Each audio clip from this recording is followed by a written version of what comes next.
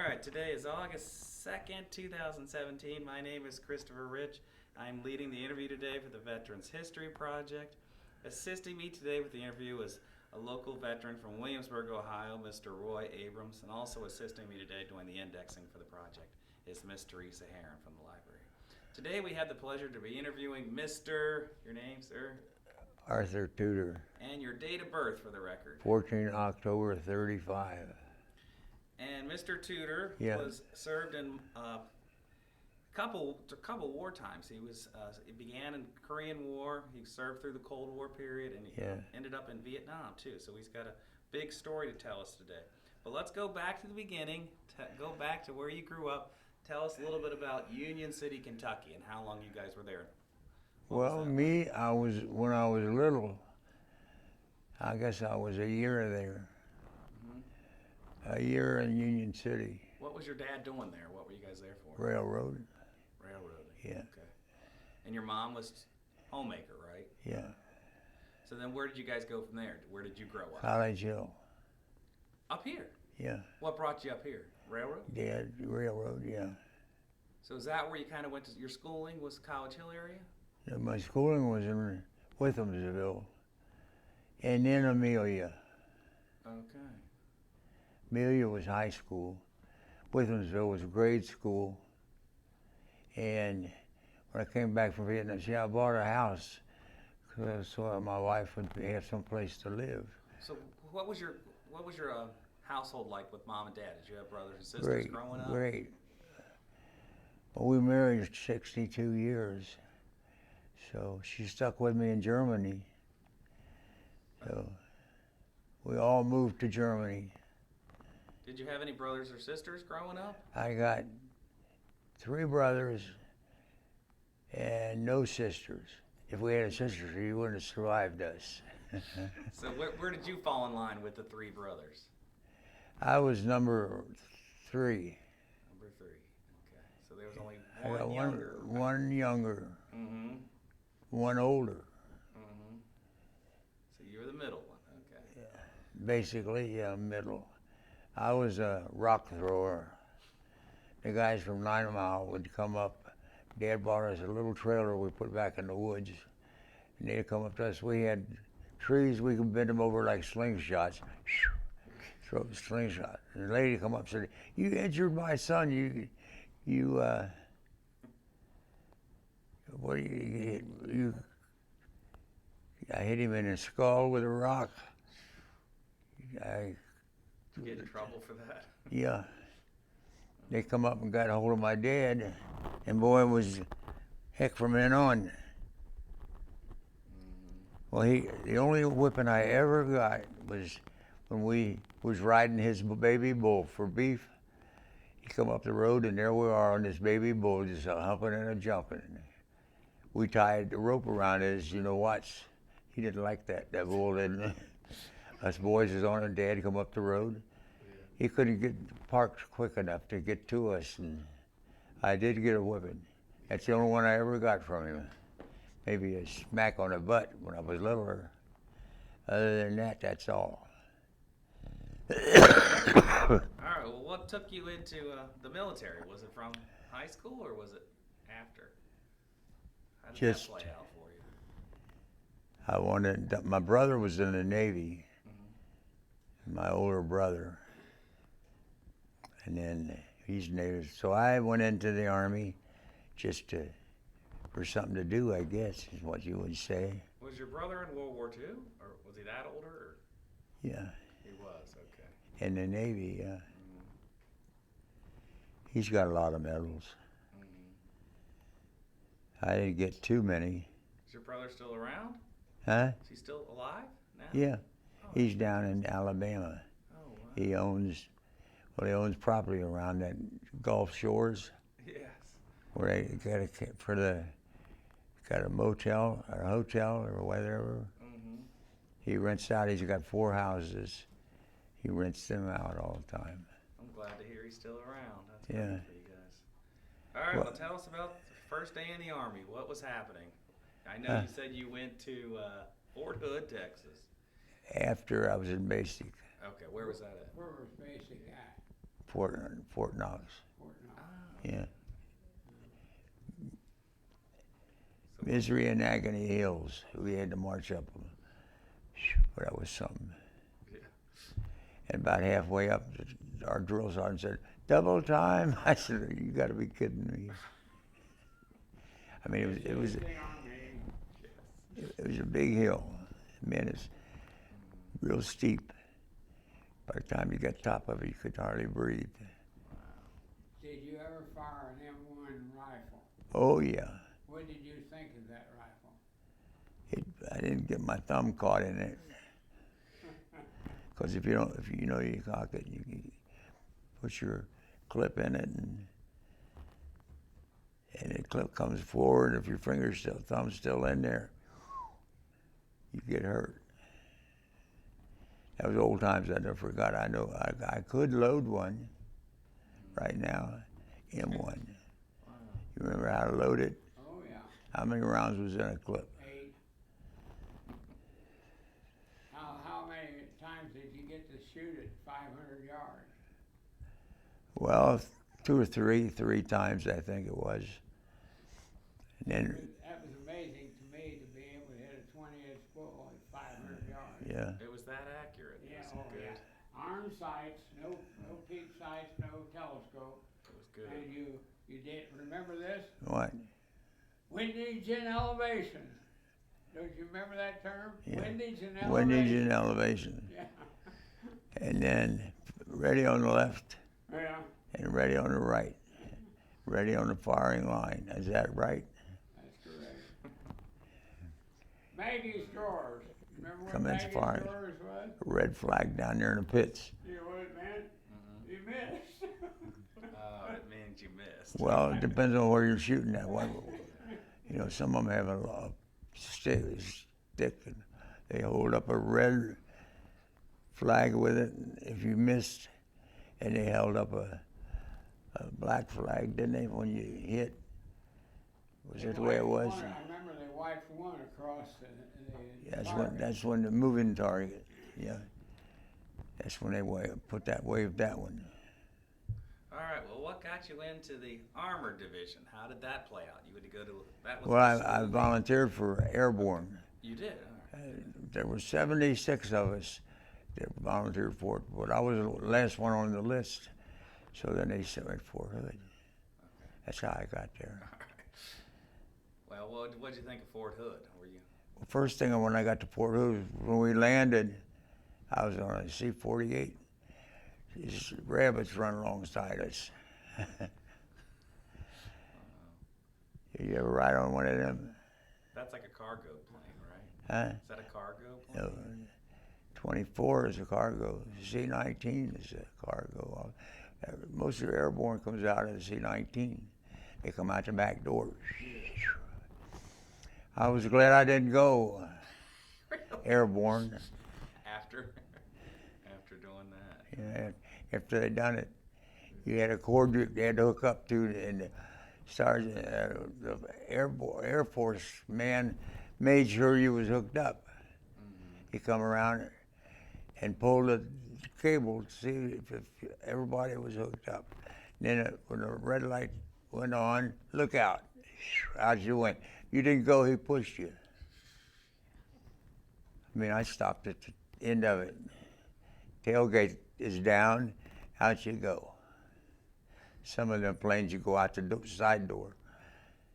That C-19, you went out the tail end, the ramp. They lowered the ramp a little bit, you went out. So that's scary to look down and you're going to jump down. It's like looking at this rug. Mm-hmm. First time it is. You ever jump out of a perfectly good aircraft? That's interesting. Huh? First thing we did was walk or run. What? March or run. There was no flying. Yeah, no flying? No flying.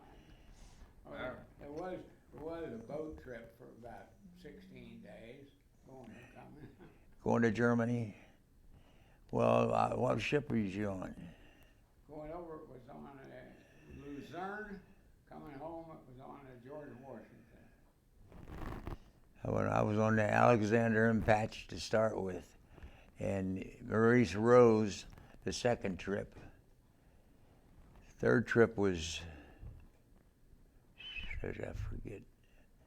We had the Maurice Rose, then we had Alexander first, and the second one I went on was, man, I forget. So what were you doing, what were you working on in the Armored Division when you first were at Fort Hood? What were you being trained on? Tanks, armor, What was the kind of tanks? M48s, M47s, M48A2. Am I right? How come you got a glove on your hand? I tried to saw it off when I was 69 years old. Really? And almost, well, I did pretty well, almost saw it off. You don't have them 2 fingers? It's always cold, that's the reason there's a glove on there. That wasn't too smart, was it? No, no. So what made up a tank division? How many guys was there? Well, you had the commander's tank, and then you had a platoon of tanks, 4 tanks, and the 5th tank, and that's it. Where did you fall in line? Were you one Tank- of the 4, tank- or were you the commander at that time? The 5th tank, 5th tank, okay. yeah. So then you guys were training for Vietnam wasn't in the works yet. No. Yeah, it was this. there was this Korea whole- started in there towards the end of that, Yeah. but You never had to go to Korea, right? right in the beginning, 1953, Yeah. I think it was. You did have to go? Well, in the beginning, yeah. Oh. Didn't I put that down here? No, I missed that one. So you did go to Korea at the beginning. Yeah, Korea opened up in 1973, was it? 1950, right? 1950? 50 was the first. 53, yeah. And I spent, You were tank there, right, in Korea. yeah, M4s, M4 tanks. We had a muffler on the back of it. It lifted it up and put it down to silence it, keep them from hearing it. It sounded good. I'd like to hear it again. You know. I pulled into an area that the infantry was sacked out in their sleeping bags, and I had a road guard guiding me in. And we couldn't see them. All I could see was white T-shirts running. So it wasn't too funny if I'd run over one of them, you know. Then in Germany, I had one. You could lay inside and rest and sleep. Wow. This guy was sleeping, and his commander ran up and jumped on the tank and traversed it. His head was in there and killed him. We had to hoist him out of there. So what was Korea like? Did you guys have any Pretty rough. interactions there? It's cold, wasn't it? That's what I hear, it was the coldest place, right? Yeah. A lot of complaints. Wrap your feet and everything you could get on them. I still got one toe is numb. One big toe. It's numb from frostbite. We built fires and add gas to the oil and pour it in there and light it and put out a good fire to get warm. And then you had immersion heaters in the tents. You don't remember what immersion heater is? Those little pot belly stoves, huh? All we had was some kind of a kerosene thing that didn't put out much heat, I remember that. You didn't add no gas to it? No, That's what put out the heat, gasoline. We mixed with the oil. So was inside the tank a little warmer or not really? Or the tank, that's where Elvis Presley came to Grafton and to get igniters to put in the heaters. So that was my story with him. He came to Fort Hood when I was there, 704th Tank Battalion. Yes. Yeah, he came in, and when he come to my company, and then the ladies in their cars were all over the place chasing him. And they came in my windows. We had to push them back out. We had to call in reinforcements to help us. The women were all over him. Oh my gosh.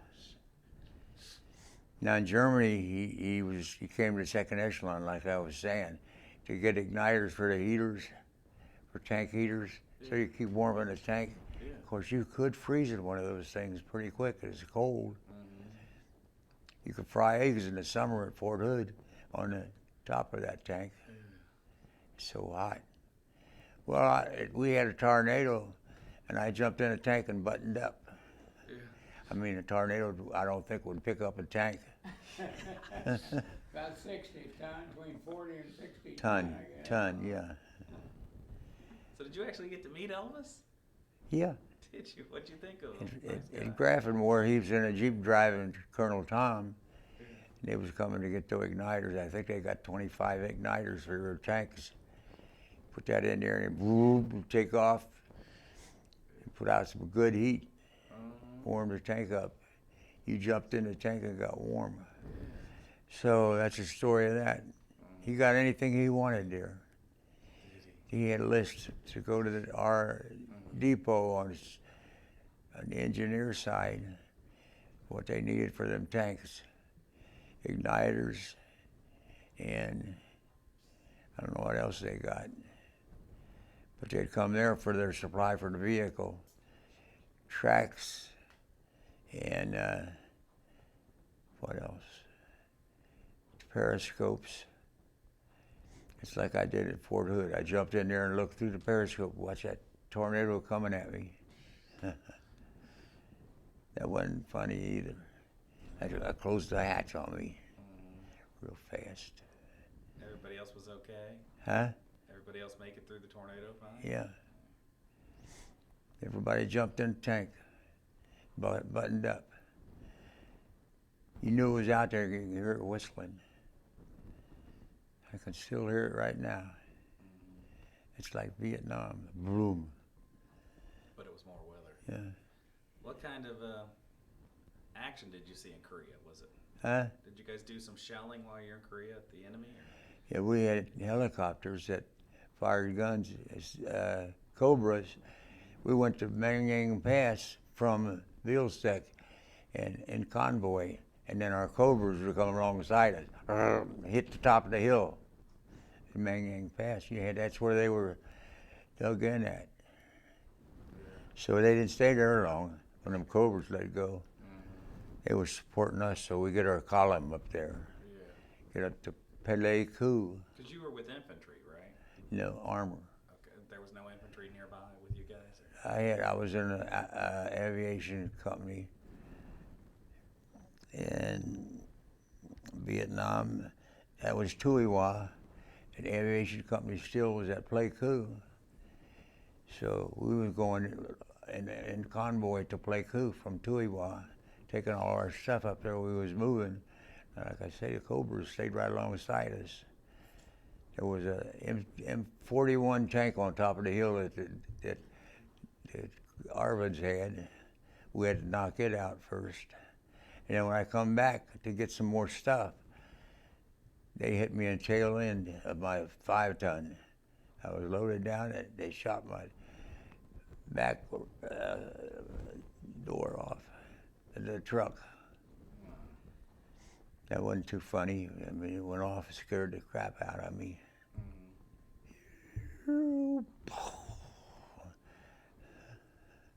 I'm sitting up front with my radios. I called 901. This is 06. I'm hit with fire. I gave them the coordinates. I forget what the coordinates were off the map. And here come the Cobras in support. And then we'd bring the Chinooks in with infantry on it. Dump them off, 50 men. Help at the fire base. Did you fly in some Chinooks? Huh? You flew in those too? Yeah.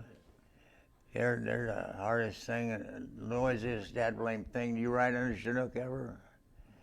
I flew out of the Clermont Bay, or in the train on one, and the rear doors were open on the rear transmission. You know, where you unclap and then open the doors and you visual look down in there. So I RO'd in the train. We found out the doors they fixed them for us. So we flew out the next day. That's like my story of Pleiku. I have to tell you that. Was that where you got shot in a Chinook? No, in a regular Huey. Oh, that was in a Yeah. Huey. Okay, gotcha. The doors are open. You got a machine gun sticking out. And like I say, in that one fire base, they called us in for help. So we went in there on both sides. We had machine guns, one on this side, one on that side. So we could bank in there and fire and help them. It's not a John Wayne thing. No, John Wayne was all this hero stuff. So, sounded like on that movie he made, helicopters, they made noise from the helicopters. They photographed it and made the sound that the plane made, that the helicopters made. And we supported them. They take ladders and flip them on the fence and climb over into the area. And they bring women and children around, you know, send them in first. Then we shoot them. That wasn't no fun. They All did the- that on purpose, though. Huh? They did that to block. Don't Yeah. think it was a defensive strategy. But And they knew they were going to get it. yeah, So yeah. the ladders put our fence down. When they laid them on there, they could go over. So here they come, and there they went. They took off after we started shooting them. So, What about some of the guys you served with? Do you have to? What'd you Well- think of those guys. we were friends with Paul and Ruth Fencham from West Virginia, and I seen them after I got out of the Army. We drove up and saw him, and he's dead now. And Vischer, he was in Louisville, a Terminator, exterminator, is that what you call him? Terminex. Yes. He said, Art, he says, all we did, they didn't train me or nothing. He says, I just went to work for them. They give me this, they give me that. I don't remember what they gave him, powder or something. He just go in a place, he said, sprinkle a little powder. That's all he done. They didn't train him on spraying anything.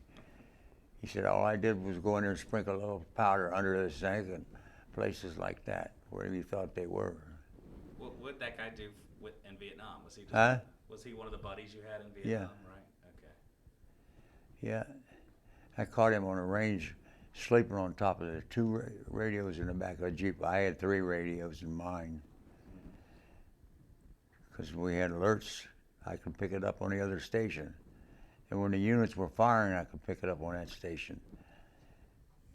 And I still remember what to set on it, on the radios, 67.9. You know how to set them radios? You don't? Nope, You didn't have to use radios? nope. Handheld back on your back? Well, there was some transport vehicles, some motorcycle transports and stuff that carried Yeah. messages, runners and stuff like that. We were fully loaded with aviation equipment. We could call them in anytime we wanted. Did you have jets? Did you have some jets? They come in and then, yeah, M4s.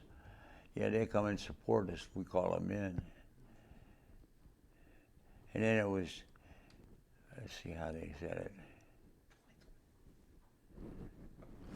The flies. One of the lights went off on us.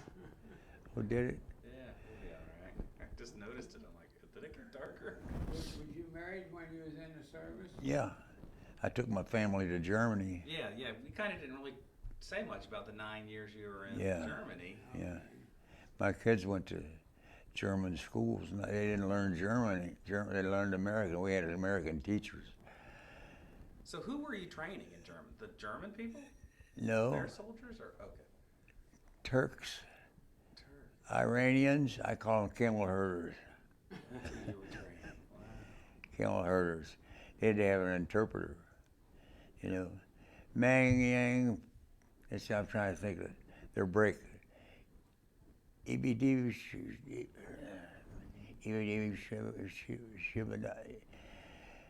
Hawaii. The interpreter would say the same thing that I would say. We taught them, you know, functioning of a M48 and M47 tanks, and they couldn't speak English. We had to have an interpreter. You say 3 words, and you'd think the interpreter would pick it up and say what you said to them, and they understood it, I guess. Yeah. But, well, they went down to the snack bar, and they looked for a chicken on a can. They take it home and open it up and put it on their hot stove. We had wood stoves. We used coal, blocks of coal, pressed coal, and put it in them to get them hot. And when they opened up, all they had was lard in the can. They thought it was going to get chicken. They didn't get no chicken. They got lard. So what did you think of Germany? How was your stay Loved there? it. I'm ready to go back now. Really? Yeah. Loved it. Till the Americans came, they eat ice cream, the wrapper went out, or drank a beer and the beer can went out. Germans wasn't that way. They go around and pick all that crap up. They pick up twigs and make brooms out of it. Did you ever get to go to Bavaria, or Oh, I was in Bavaria. That's Vilsex, Bavaria. did you get to go to Parsgarden, And where? Birch's Garden? where they had the Olympics? Parsgarden No. Birch's Garden. would have been west of Munich. No. I never got to go to. Spitz was a real R&R place. It was a mountain there in southern Germany. I thought Bavaria was awful pretty when I was over there. Kamschi? Is that what it was? We had Garmisch. Garmisch. Garmisch. Garmisch Parsgarden. That's Yeah. where the Olympics was. Yeah. So your wife and kids all loved it? Huh? Everybody loved it, your whole family, right? We go down there and stay in a motel at Birch's Garden or Garmisch. We had a lake, and then we had little boats that we could rent and go out and paddle around the lake. Yeah. What was your wife's name? Betty, And how many children did you have? 5. Wow. You had all 5 of them When you there were in in Germany? Germany with you? One was born in Germany, and her doctor wrapped a Volkswagen around a tree and killed himself. He was a medic to start with, and then he turned into. We hired him as a doctor. We paid him as a doctor. He was pretty good. Bernhard, his name was. Dr. Bernhard. And when you left Germany to go to Korea, did the family come home to the Vietnam. United States? Yeah, Okay. And you went on to Korea and Yeah. Vietnam. I flew on Flying Tiger. We took a briefcase with 2 or 3 bottles of booze in it. By the time we got to Oakland, out of Oakland, it was empty. We was out of water on the plane. Didn't have no water on it to drink with the booze. We got to Yokota, Japan, and we went to the Class 6 store, got us resupplied. We ran down I keep making there's a Japanese-made street. We ran down there to Class 6. All our stuff was along that street, Americans. Had a Class 6 all over again. They had resupplied the water, and I'm hung up here. Sorry.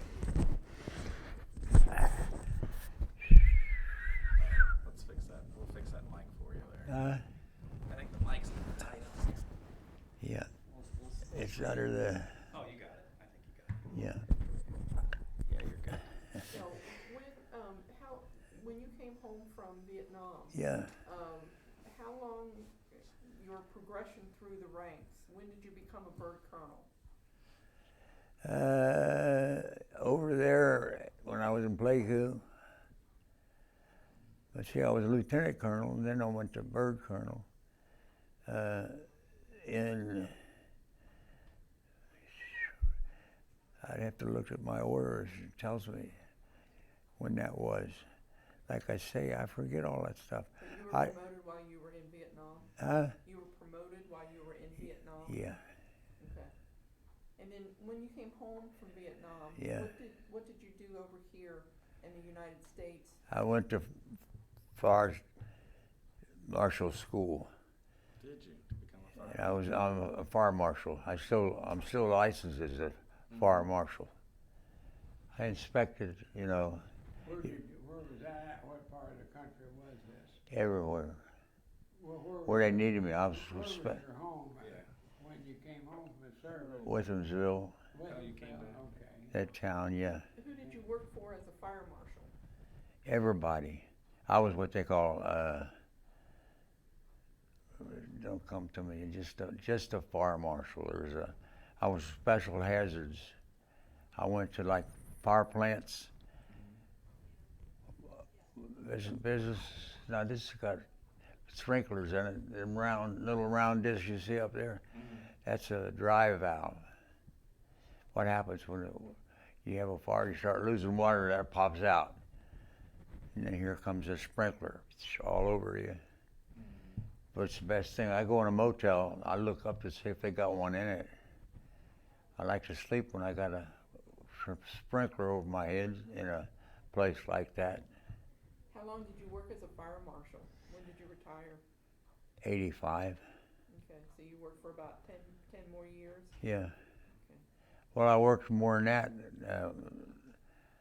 I worked with a construction company as a salesman for a year and a half. Columbus Equipment Company. And that's all. Now, where are your 5 kids now? What's their names? Huh? Where are all of your 5 kids? Are they still around, right? Well, one of them's at home with my son. He had a wreck, and he's just not completely there, but he stays with us. Mm-hmm.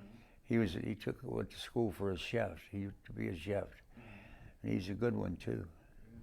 He does all Betty's cooking while I'm in here. Mm-hmm. She'll go home, and he'll have her for. Your wife's still alive? She's right up the road there, Okay. about 2 miles. I could walk home for dinner. Yeah. Or I could take the motor scooter and ride it up there. Some of these guys will go to Georgetown uptown to that farmers, what is it, United Dairy Farmer up on the corner. They go up there and get them what they want because they don't drink. I usually carry Pepsi in these. It's water they put on for me today. What about your other Kids. 4 children?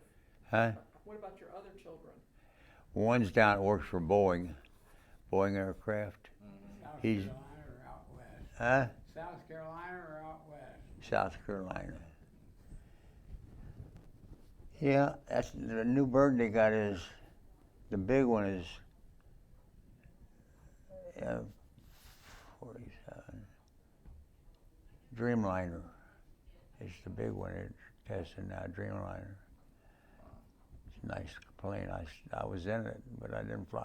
I was supposed to fly in it, but I had contacted pneumonia, so I didn't get to go. It would have been a thrill for me to fly. I got tapes of that airplane taking off and landing.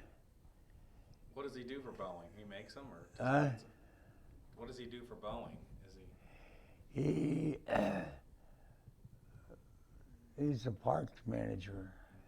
He orders all the parts and makes sure that they're well stocked, and they work on it. That shows it in the film where they're working on aircraft. He's got the biggest hangar there is in Charleston. When you were at Westhamsville, Huh? did your kids go to Amelia High School when you lived in Westhamsville? Well, they never went to high school in Withamsville. They went to Anderson High School. Is that down by Mount Washington? Almost to Mount Washington, between Mount Washington and Amelia. you still got 3 other children. Uh, You still have 3 others. Are they I got younger? one that drowned up here in Adams County in a flash flood. I contribute that to my ex-son-in-law. You know, in the military, we learn a lot of things for immediate action, huh?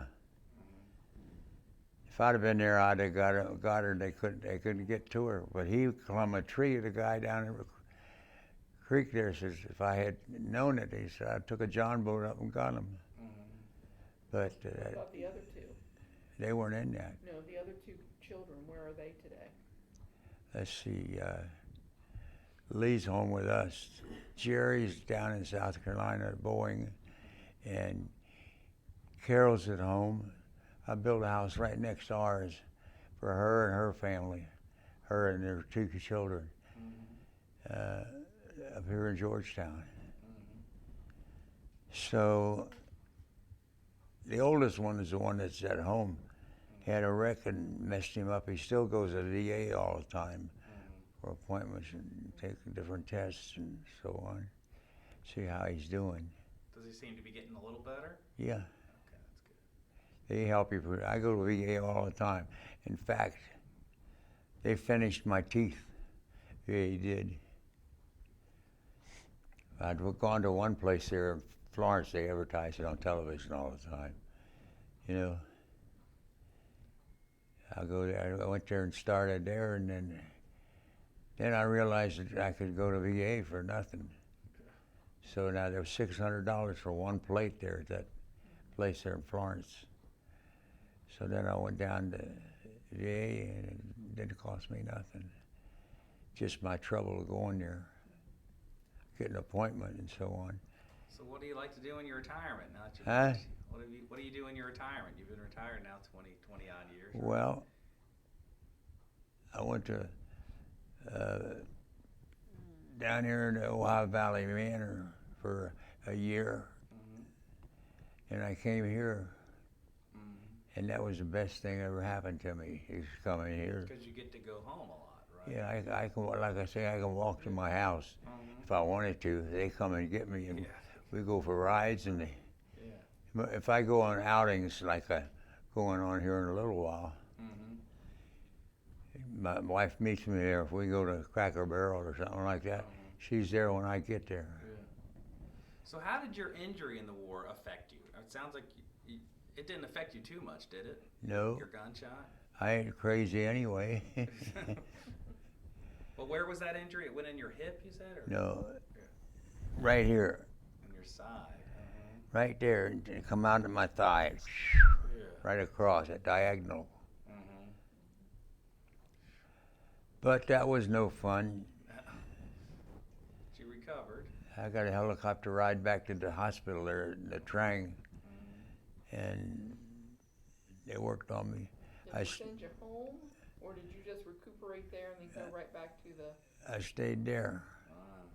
They needed you. You were a colonel. I still didn't get a Purple Heart. Yeah. They're still working it around in VA, working it around. I got a guy in Batavia that's working for me, helped me. We probably know him. That's where we usually do these interviews. He was good. He's a good guy. He helped a lot of people in a lot of their problems, you know, military problems. What did he do for me? Let's see. I got to get my arm out of here. This one don't work. I had a wreck. What's the guy's name in Batavia that you like so well? Is it Frank? Terry Hartley. He's upstairs on that The building. third floor? Huh? In that third floor place? Second floor. Second floor.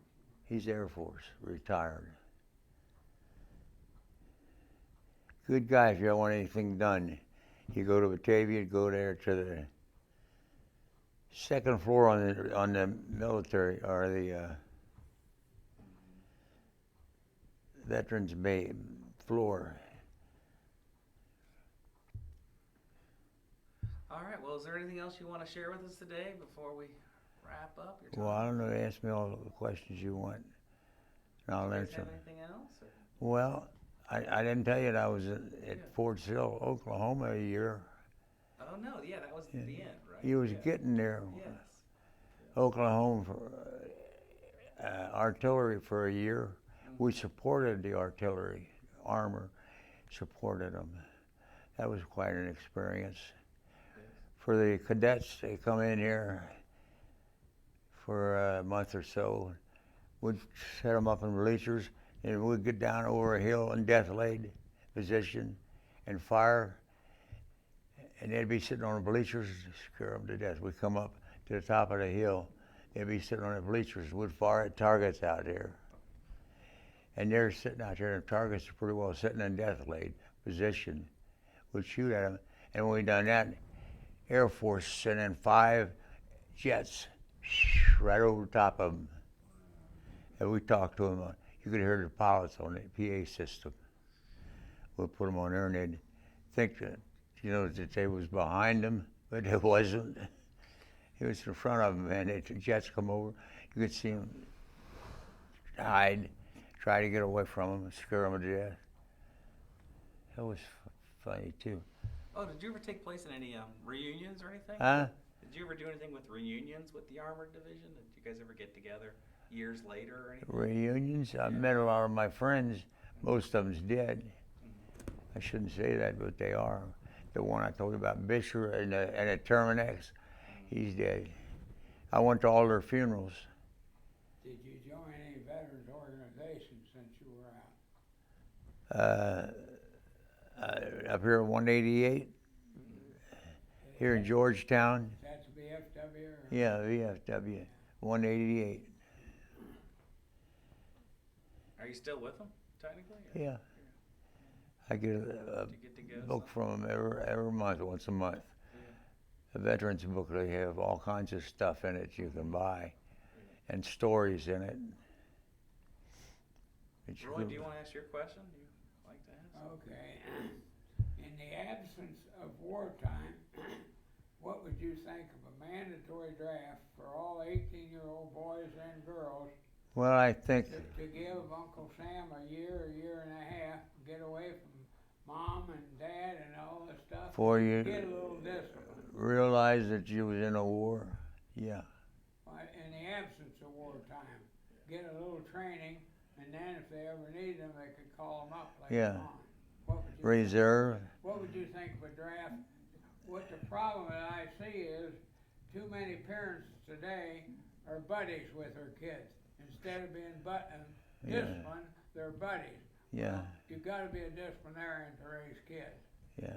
It's A lot of them send them off to the Air Force and the Army. Well, what would you think about a law, a draft law requiring I that? think you should have it because they make men out of them youngsters. They turn out to be, to realize that they are in the service and they act accordingly. A lot of times they don't. They'd get some discipline for sure. Yeah, Well, I just think that I see so many kids that jump out and jump into college, and after they get into college 6 weeks or 6 months, well, I don't like this route, so I'm going to another route, yeah. and just kind of upsets me. Well, you don't have too much discipline out there. In civilian life, these youngsters, they're on all the kinds of drugs. You know, when I was in the service, I never heard of drugs. I didn't. They had hash, they call it. I never heard of that stuff. I never tried none of it. These guys smoked marijuana. Now, I had one gentleman in Tuiwad, Vietnam. He was married, had 6 children, blew himself away. He just, he couldn't take it.